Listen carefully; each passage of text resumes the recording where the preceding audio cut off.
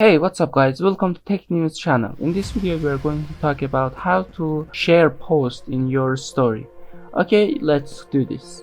We click the post we want to share it. Then click the share button, it's here. Then add post to your story. Then here we can story that, or if you want your story be more attractive, you can click this icon and add GIF or emote here. Okay guys, how can we activate this in our page to other people who share that?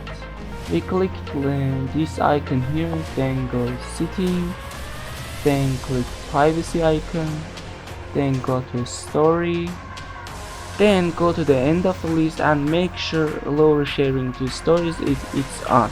Okay guys, that's the end of the video. Don't forget to subscribe us and make a like, and if you have any questions say in comments. Now like other video, respect.